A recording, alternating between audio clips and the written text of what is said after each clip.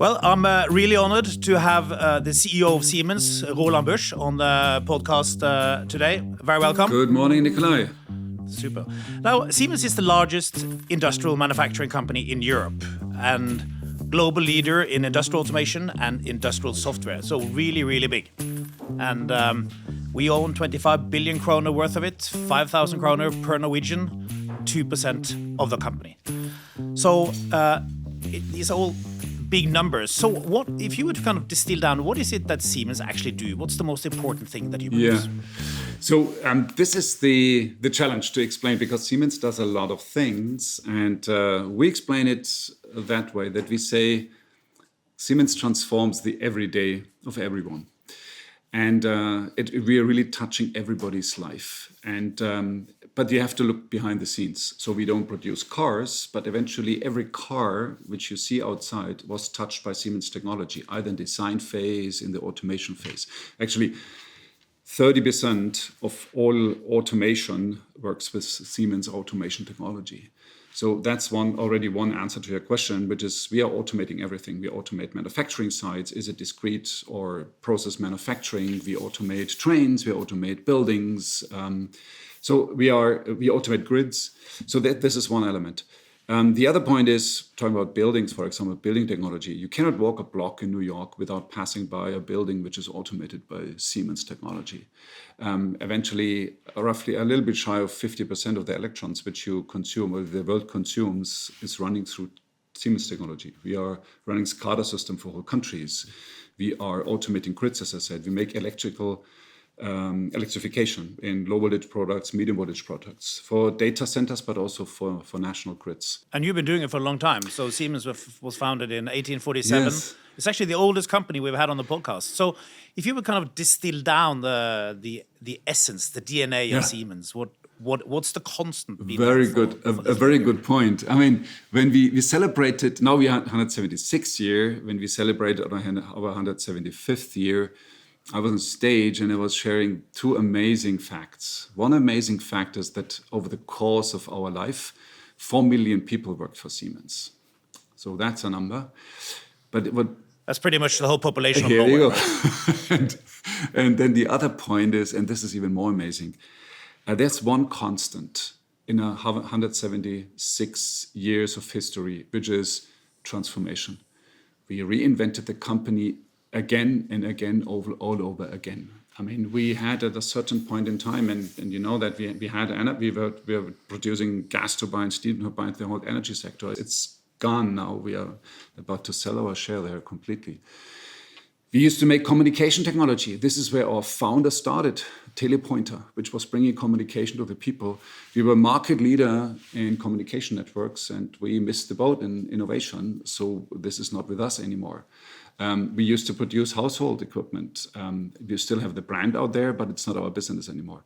So Siemens transformed itself all over again and again. This is the reason why I do believe the company survives. They're not just survives. We are one of the leading companies, technology companies in the world if it comes to industrial and technology. And what I'm saying to my people is that we are in the midst of another transformation with one difference. This is the fastest one in our history because it's driven by digitalization, by software, by AI, and this accelerates everything what we do. If we zoom in on the link between the digital world and the real world, I think it's interesting to see that you are wearing an informal shirt and a formal jacket. So you are kind of Silicon Valley meets Germany in your dress code. Now, this whole concept of digital twin. Tell us about it. So when people ask us, okay, tell me, now you know what you're doing, what Siemens is about. We're transforming the everyday of everyone.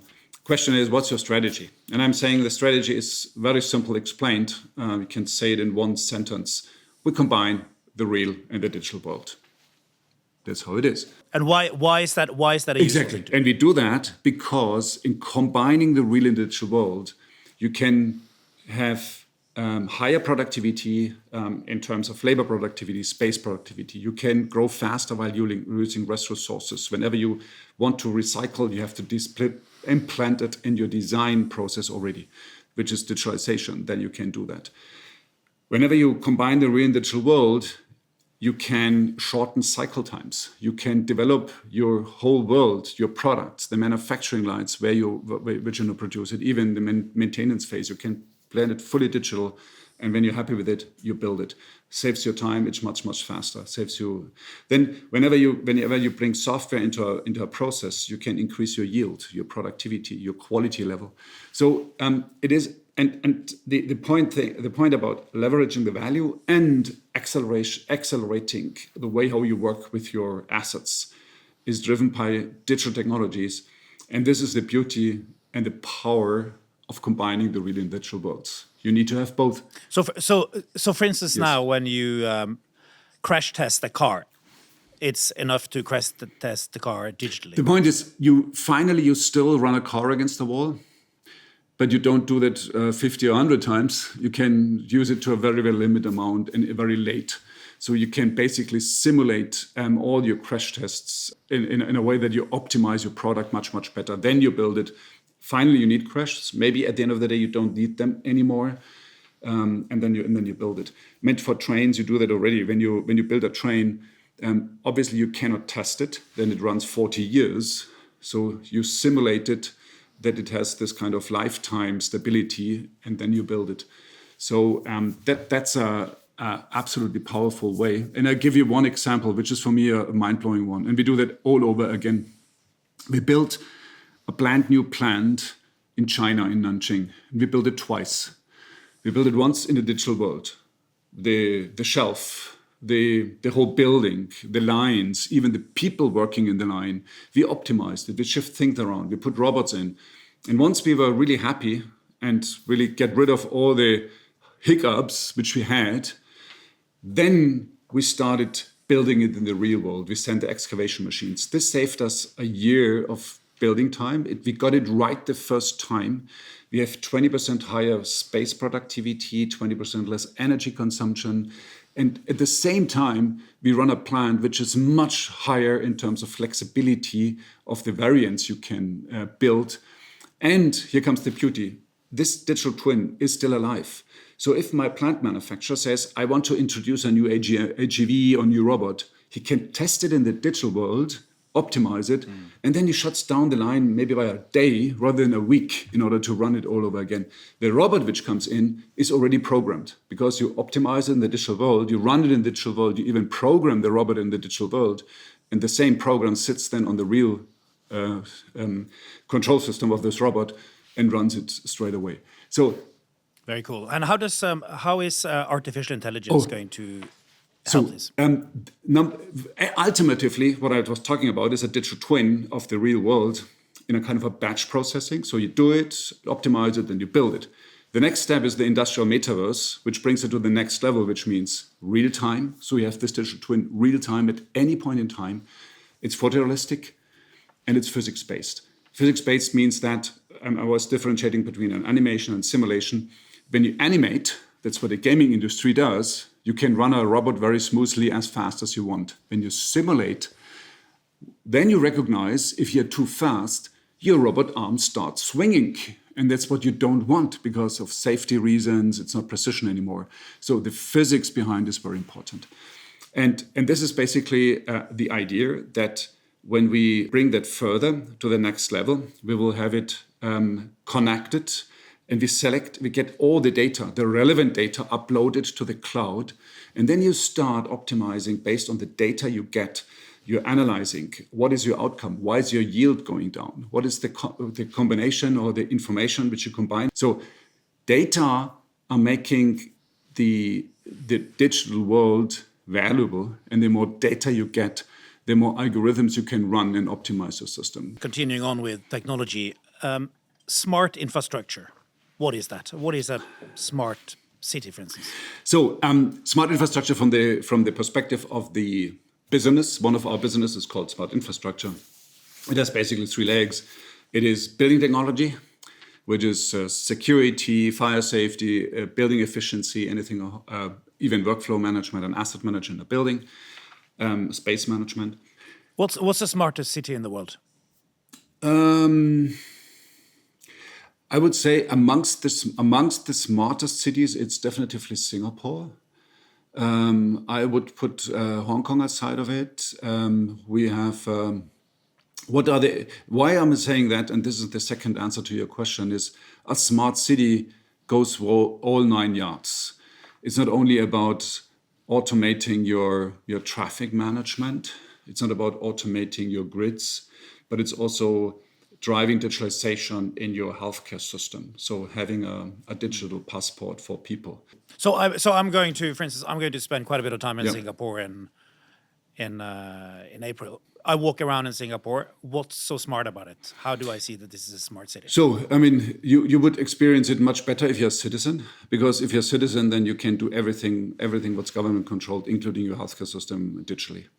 I mean, you order your bus passport digitally, your health record is digitalized, so all the data, and this is absolutely convenient. At the same time, you will experience one of the highest quality of public transport in the world. Is Oslo a smart city? I'm not so deep into Oslo. I would say it is. I would put them in the upper quarter, so to speak. Definitively. I know that also all the Nordics, big cities, they do quite a bit in terms of digitalization and in automation of their infrastructure. You are helping us doing this through the digitisation of Bane NOR, right? Exactly. So this is a very cool project where actually this was a lead customer of our new technology. I think when you visited Norway, you also visited a battery factory. Oh yes. How do you assess the possibilities for battery production in this country? So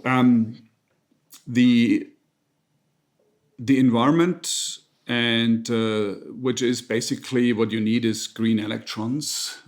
If you want to run a battery manufacturing site in a modern way, you need green electrons. Is there? Norway is amongst the most green energy supplies. The cost of energy are low. What you need is lithium. I don't think that you find lithium in Norway, but so you have to import it anyhow from the mines globally. And then what you then need is battery manufacturing is high-tech manufacturing. You need good people, educated people who can run that. I would say you can find good people, educated people in Norway. At the same time, the big difference is made by the people who run it, who have to make a decision on which partners they're working with. These are eventually 19 process steps which you put in sequence to produce a battery. If you have assume now you have a yield of 99.5 for each, multiply it by 19, then your yield is completely bad. So what I'm telling you is that you have to bring, each step has to be, and these are complex steps, the stacking of battery, very complex. The mixing of your sludge, very complex. The coating of your material, very thin material with high precision, extremely complex. And you need clients, right? I do think once you have capacity with a good battery technology and a good yield, you will find clients. I think that's not the problem. You have to get your cost under control. This goes back to my point, which is the inflow of material. Okay, you have to buy globally anyhow. It's the energy cost, and this is the way how you run your manufacturing side. It's all about yield. So 10 years from now, what's the probability that we have successful battery production? I would say 10 years from now, you will have one. Definitely. You're in the game. Okay. Moving tack a bit here. You are one of the most important German companies. Do the politicians kind of help you decide where you should have your footprint? Yes and no. I mean, yes, because they are very much interested in German companies still investing in Germany. But you might have heard about this discussion that due to the high energy costs, which we are facing, we have high taxation. There's a lot of companies, in particular the energy intensive companies, we talk about chemicals, metals, glass, and alike cement. They are looking into investing in other places, in particular the United States. Cheap energy, Inflation Reduction Act, so they are really pulled there. At the same time, the German government is also giving support subsidies. So that's about semiconductors for Intel, for TSMC. They talk about hydrogen. They support hydrogen quite a bit. So new technologies, green technologies. And therefore, it's a mixed bag. Germany is an aging society. If you don't get our immigration policy right, getting the best talent in the world to come to Germany, education and training system is so. We have to invest there. So what I'm saying here is that we are still good. And this is the reason why Siemens is also investing in Germany. But they have a lot of homework to do in order to stay competitive. If you could change 3 things in Germany to make it a better place to do business, what would it be? Number one is a massive investment in our infrastructure. And we talk grids, distribution grids in particular. We talk mobility, rail systems, which is completely out of time, and communication. Secondly, I would have our government to massively support the people part, which is education and training, spending more money on education and training. Is it schools? Is it colleges? Is it universities? Including a proper and really well thought immigration policy. We have to attract the best talents. And the third one would be, I don't talk about tax reductions. This is a thing which we can do. But the third one would be that they decide precisely where to invest and support new technologies, the future, with subsidies, which maybe OPEX credits, talk about hydrogen, for example. They don't only support the capex of a hydrogen plant, but you say for the first years, this is done in the United States. For the first 5 years, you can have a tax deduction on your hydrogen because you're not producing at the market prices, so that you really stimulate. These are the 3 elements which I would wish. Staying in Germany, is there such a thing as a German corporate culture? I tell you, I would not phrase it that way. I would not use that way, but I would explain. I know where you're coming from. I would say, what makes German industry so strong? I mean, 80 million people, and now the largest economy, the third largest economy in the world. How is that going? Without gas, without oil, without resources, nothing. It's just people innovation. The answer is, we have a very, very strong ecosystem of large, medium-sized and small companies built around certain vertical markets. Take car manufacturers. I mean, the big car manufacturers are not just good because BMW is good or Daimler. It's because they have these suppliers, the Bosch, the Contis, ZFs, Schaeffler. These ecosystems are outstandingly competitive because of their structure and the way how they're built over the years. You said it's about people. How do people think differently? Yeah, this is the point. The people are brilliant in what they are doing in their turf. For example, take machine tools. If you go to the best machine tool manufacturer in the world, I mean, if you talk to these guys, they live and breathe machine tools. German engineers have this quality ambition to really be best. They have also a kind of I do believe we have very great engineers who are producing, and the combination of great engineers and great blue-collar workers who really know how to stitch things together and make it work and make high quality. This is embedded in the German DNA, so to speak. What exactly is that DNA? I think it's you can find it in a positive and negative way. These guys are really, really geared up for quality and constantly asking, can it be done better? Can it be done better? At the same time, this is a kind of a treat which you find also negative, because these are people who are, it's always something wrong. I mean, the service is not good enough, and here you complain about it and whatnot. So, but well, it's perfectionism. Perfectionism has upsides and downsides, right? Is maybe the right word.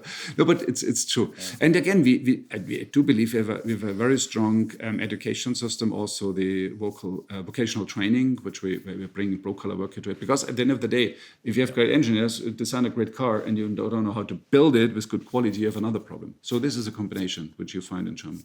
And what's the challenges as a company to combine, engineering and some of the old technologies with the new fancy software? Combining your turtleneck with your old jacket. This is the biggest challenge. If you ask me, what's my biggest challenge is getting our people along with their hearts and minds in this transformation.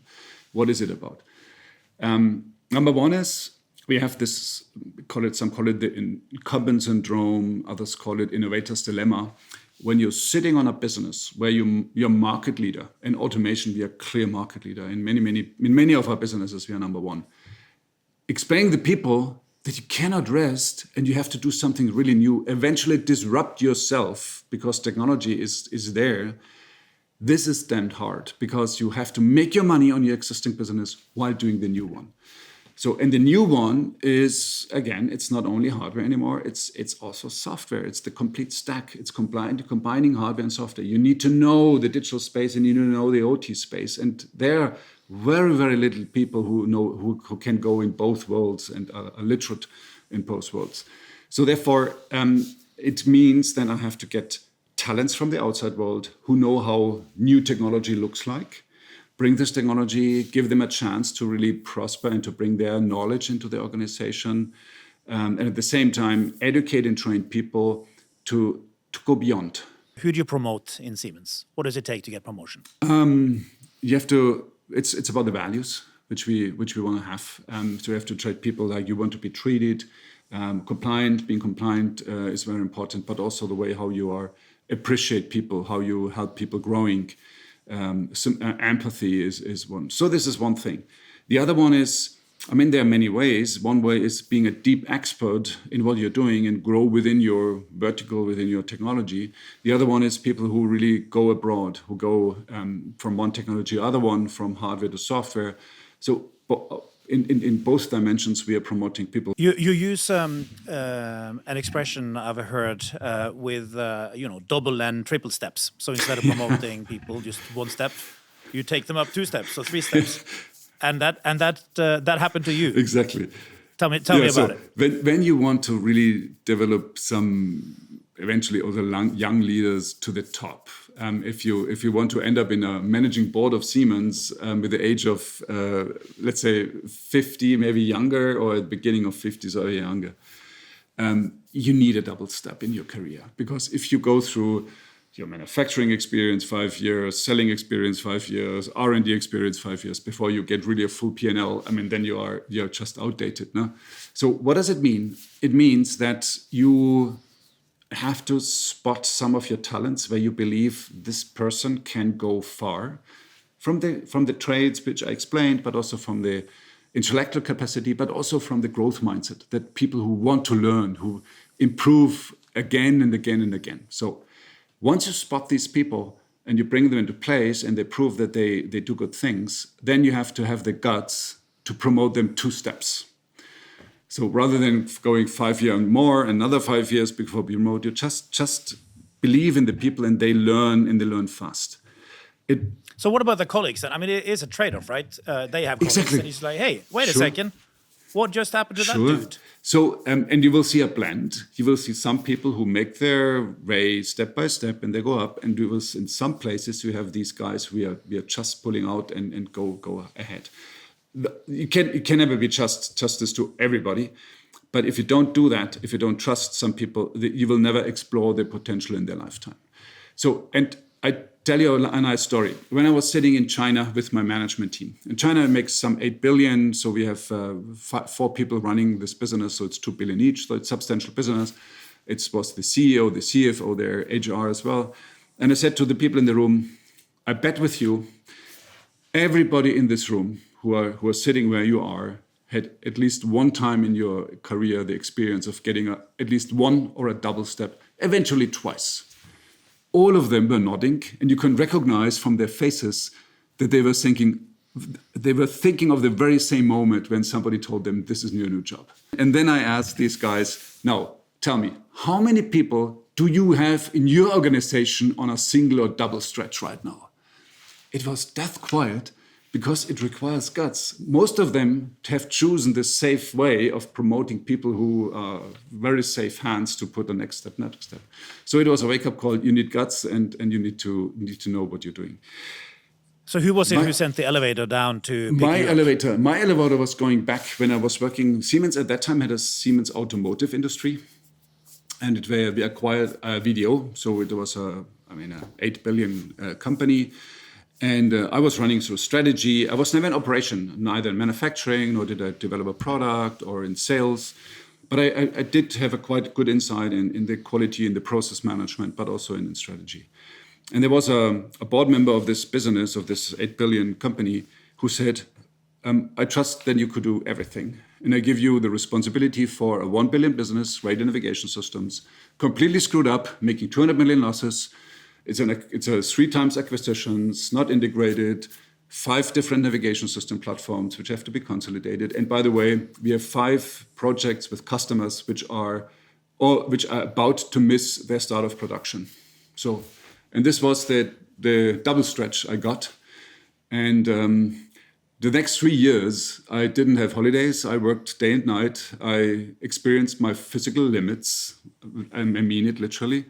I convinced for example, for BMW project, 400 people to work without holidays for 3 years, selectively. Really. Do you think holiday is overrated? No, it's not. This was really hard. But we had a mission. We wanted to be successful, because if you're not, then this was it about this business.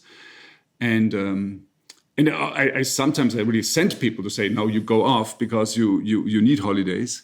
So, but again, this was my double stretch. I managed this business. It could have gone wrong, but it went right.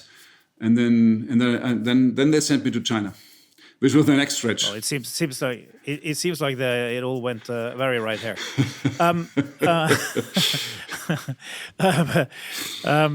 Continuing on leadership. I mean, you got 300,000 people.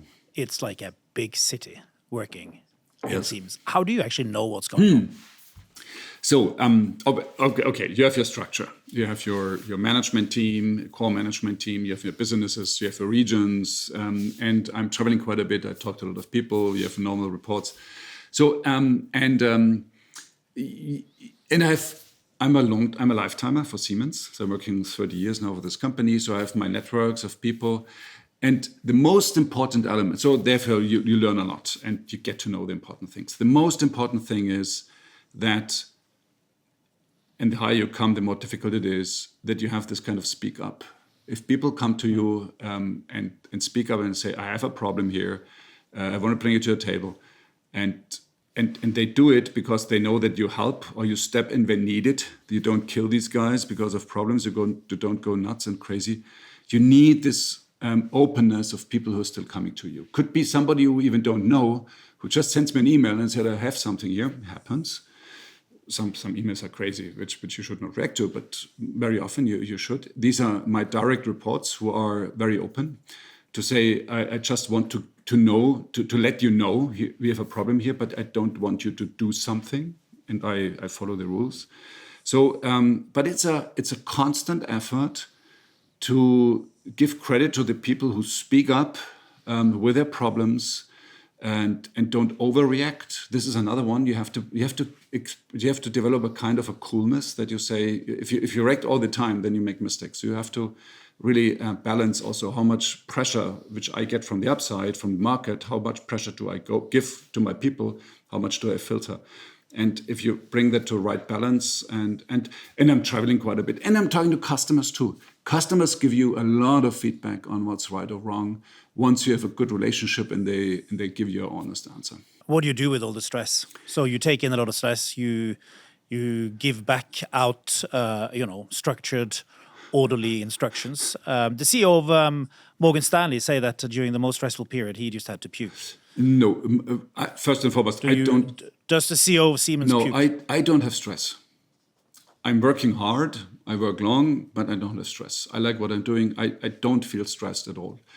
This is maybe the advantage, because I talked about my first double stretch business, which was a complete crisis mode. Then I went to China, was another complete turnaround of businesses. Then they brought me back and they gave me this infrastructure and cities sector, which was the bad bank of the company. So I had so much of critical situations in my life that nothing really scares me anymore. So you develop a kind of, I wouldn't call it coolness in the sense of that you are not taking care, but you know how to deal with things, and you know there is an answer, and don't jump on every tree somebody puts in front of you. You have a PhD in theoretical physics. Do you think that helps you? Yes. Tell you why. How does it help? I'll tell you why. Theoretical physics is there's one thing. I absolutely. What you want to do is you want to express the world in a formula. It's damn complicated. It actually doesn't really work. But if you simplify the world, then you can. So that means you have to separate the important from the unimportant, make it as simplified as possible, and then you have a chance to put it into numbers in your formula. And that's what I do in my world. When somebody comes to me, that I'm trying to really figure out what's important, what's less important. When people come to me with an approval process of a train project, and this is very complicated, different technologies, people tell me, this is amazing. If you have one problem field in our 50 pages deck, it requires me 2 or 3 questions and I sit on this point. So, and this is a kind of a gift from my education that I can see through. Also, a technology background helps you because you know the principles, how things work. But you can separate the important from the unimportant and you focus on what's really important. And that helps quite a bit. Can you be too theoretical sometimes? I think I'm quite practical. I don't try to bring everything into numbers. I think people might sometimes, when it's about technology, they wonder how deep I want to go. But this is my passion at the same time. But I can let go. So what I learned also is if you have a problem, I can dive as deep as you want, but I don't stay there. I know that if I do that, then time is too short. So I come back and I try to manage and empower my people. So therefore, that's a combination. How do you look at micromanagement? It's, again, only in the case when you have a problem which is endangering your business, which is too big, too risky to fail, then you have to go down and do something. But this is really exceptional cases. The normal way, very, very exceptional cases. The normal way is the opposite. It's empowerment. Tell your people what you want, give the strategy, make sure you're aligned, and then get the decision power to the lowest possible level. It speeds up your company. It makes fun more for everybody. It leverages the capabilities you have in your management. But you have to also make sure it's a two-way street. Empowerment is also about accountability. I want the people also to deliver and that they try as hard as they can to really do what they need. If they need help, that's all fine. For the 3 decades before you, Siemens were run by people who had a financial background. Yeah. As an engineer, do you think you run it differently? Yes. In what ways? Number one is I'm genuinely interested in technology in the sense of I'm running around, I talk to tech companies, the large ones, the small ones. I do believe that I have a quite good overview on where things are going technology-wise, which helps quite a bit in making better decisions. Number two is I'm generally interested. So I'm going out to people and I say, I want to have a deep dive on our knowledge graphs, which are one of the key elements for AI. So I go to these guys. Guess what? They feel appreciated because I'm talking to these guys and it spreads in the organization.